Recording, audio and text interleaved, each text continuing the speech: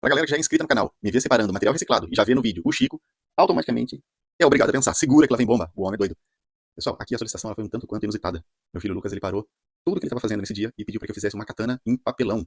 É isso mesmo. Ele abandonou o mundo digital, o mundo onde ele podia, dentro de algum determinado jogo, fazer a própria espada e personalizar ela, para me fazer esse pedido com todo carinho e atenção. Ele chegou até mim e falou: pai, eu quero uma katana e quero que ela seja de papelão. E automaticamente ele já começou a separar comigo uma caixa, uma tesoura, estilete, fita, lápis, e juntos a gente começou a dar asas à imaginação. Nós desenhamos, desenvolvemos e eu tive o prazer de entender o que ele queria exatamente.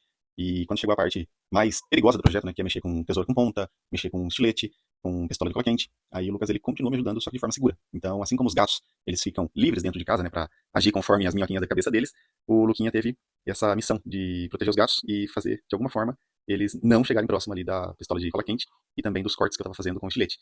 E o que era para ser uma simples espada de papelão, na verdade ela se transformou em um portal para os anos 90 e me levou em uma memória muito específica minha, da minha infância com meu avô, onde eu pedi pra ele fazer um brinquedo com o resto também de material reciclado que ele tinha jogado no fundo da casa dele. E eu não me lembro de ter agradecido ele de forma calorosa, ou com todas as palavras que eu talvez agradeceria hoje, mas eu acho que ele deve ter entendido, porque eu me lembro de ter brincado com essa espingarda por muitos e muitos anos. E, se eu não me engano, ela quebrou, por conta de uso mesmo, e o que ficou foi a lembrança daquele tempo, né, que ele realmente dedicou ali um momento que ele parou o que ele estava fazendo para produzir algo totalmente artesanal para mim. E durante a produção dessa espada, essa memória ela voltou e voltou com muita força. Eu confesso que eu tinha comprado a ideia do projeto, mas eu comecei a fazer com muito mais carinho depois que essa memória ela foi puxada dos anos 90 para agora, para 2026. E a sensação que eu tive era como se eu estivesse produzindo um brinquedo, com todo aquele ensinamento, né, aquela disciplina que meu avô me ensinou, para montar um brinquedo para o Lucas, para que os dois pudessem brincar juntos. Que louco, né? Mas eu espero que faça sentido para vocês também. E aqui nós usamos praticamente coisas básicas, coisas que a gente encontra em supermercado, atacado, ou até uma loja de depósito. O que nós fizemos de diferente? Utilizamos duas chapas de papelão e uma dessas divisórias de supermercado, que normalmente faz pilhas de refrigerante PET ou bebida alcoólica. E se vocês deram uma olhada no vídeo, essa parte é como se fosse um papelão mesmo, só que bem mais rígido.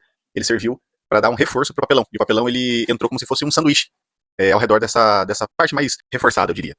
E para ficar com acabamento legal, que fosse alguma coisa bacana aí dentro do que a gente estava desejando, até porque eu não sabia se ia encontrar fita craft ou não, peguei uma vasilha de massa corrida que eu tenho e comecei a tampar as frestas do papelão. E antes que alguém me pergunte, pô, mas massa corrida é molhada, ela não deformou o papelão? Não, pessoal, eu passei uma camada bem fina, depois eu tirei o excesso com papel toalha e deixei ela secando ao sol. E isso ajudou bastante, ela ficou, não vou dizer mais realista, porque não era essa a ideia, mas ela ficou mais uniforme, ficou mais bonita, visualmente falando ela ficou muito mais bonita. E aí eu dei a ideia pro Lucas da gente montar um cabo que fosse sim mais realista. A parte ali da pegada da espada, nós colocamos uma fita de tecido vermelha, que poderia também ser substituída por um cadarço de tênis. Porém, como eu tive que passar numa loja para comprar um rolo de linha, eu acabei optando em trazer uma fita vermelha que fosse de tecido para dar um acabamento mais premium um pouco para a espada. Já que nós estávamos utilizando tudo que foi encontrado, né, material reciclado, eu achei justo a gente gastar alguns poucos centavos para comprar essa fita e dar um acabamento completamente diferente para essa espada. A parte da lâmina, ele reforçou que ele queria que ficasse com as características de papelão, de coloração de papelão natural.